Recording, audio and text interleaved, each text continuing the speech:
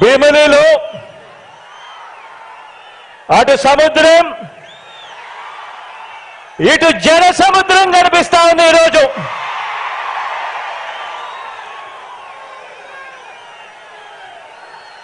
ఇక్కడికి వచ్చిన నా ప్రతి అక్క, నా ప్రతి చెల్లెమ్మలోను, ప్రతి అన్న, ప్రతి తమ్ముడిలోను, ప్రతి సోదరుడిలోను, ప్రతి స్నేహితుడిలోను, ప్రతి అవ్వలోను, ప్రతి తాతలోను, మీ అందరిలోను, ప్రతి ఒక్కరిలోను నాకు కురుక్షేత్ర యుద్ధానికి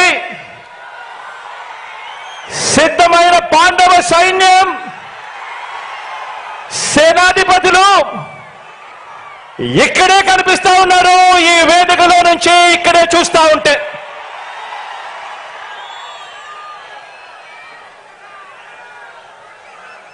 ఇక్కడ పాండవ సైన్యం కనిపిస్తా ఉంటే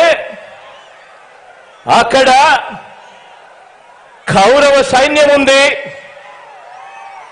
వారి సైన్యంలో దుష్ట చతుష్టయం ఉంది, గజదంగల ముఠా ఉంది. వాళ్లకు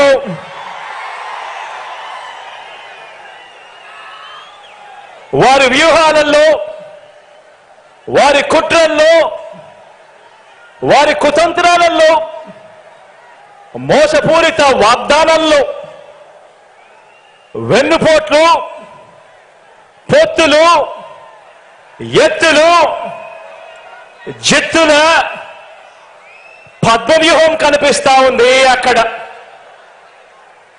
కానీ పద్మవ్యూహంలో చిక్కుకొని వారి బాణాలకు బలైపోవడానికి ఇక్కడ ఉన్నది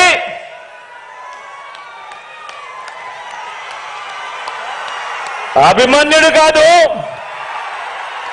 ఇక్కడ ఉన్నది అర్జునుడు.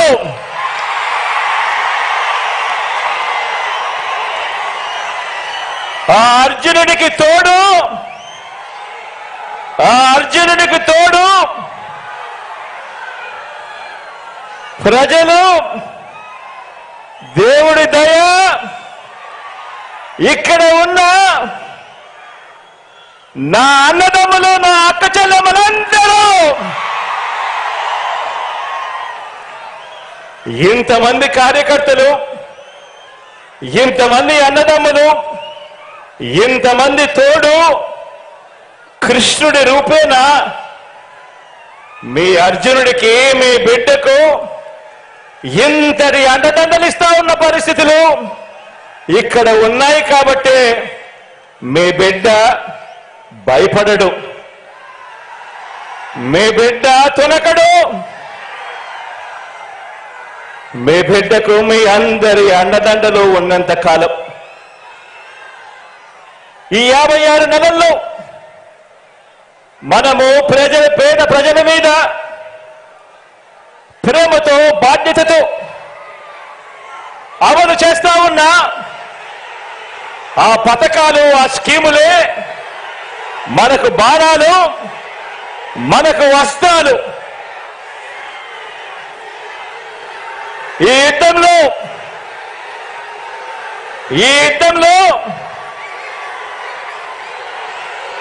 175కు 175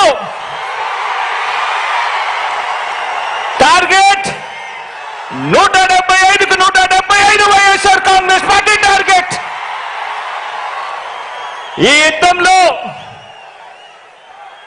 వైఎస్ఆర్ కాంగ్రెస్ పార్టీ గెలిపే లక్ష్యంగా దేవుడి దయతో మనం ప్రతి ఇంటికి, మనం ప్రతి ఊరికి, మనం ప్రతి ప్రాంతానికి చేసిన మంచి వల్ల చంద్రబాబుతో సహా అంతా కూడా ఓడాల్సిందే అని చెప్పి కూడా ఈ సందర్భంగా చెప్పడానికి గర్వపడతా ఉన్నా.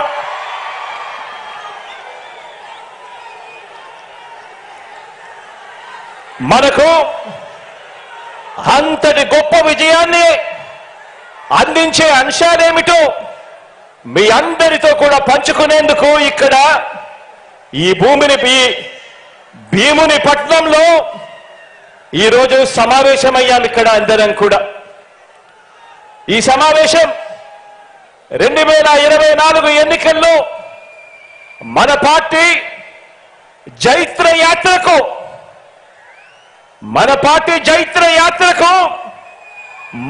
25 ఏళ్ల పాటు మన సంక్షేమ అభివృద్ధి పాలన కొనసాగింపునకు సన్నాహక సమావేశం ఈరోజు ఇక్కడ ఈ భీముని పట్నంలో జరుగుతా ఉంది. ఈ సమావేశం మన పార్టీని భుజాన మోస్తా ఉన్న కార్యకర్తలు, లీడర్లు,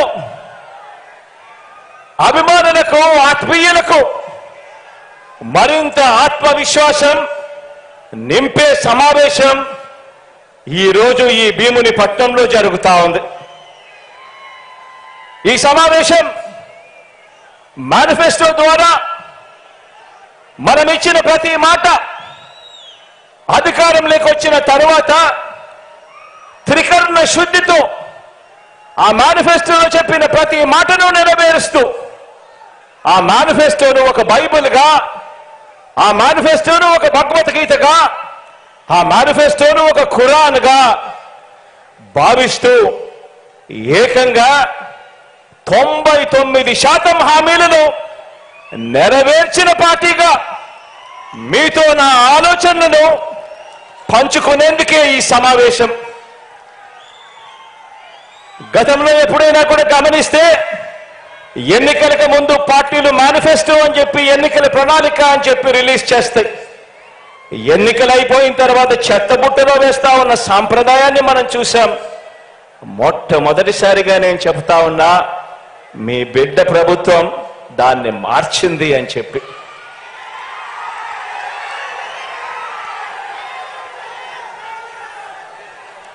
మనం మార్చాము కాబట్టి,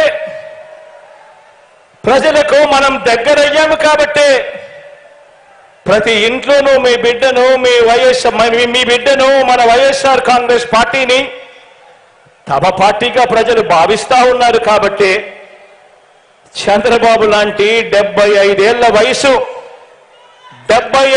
వయసు మళ్ళిన నాయకుడు, ఆ చంద్రబాబు నాయుడు గారు ఒంటరిగా పోటీ చేసే ధైర్యం లేక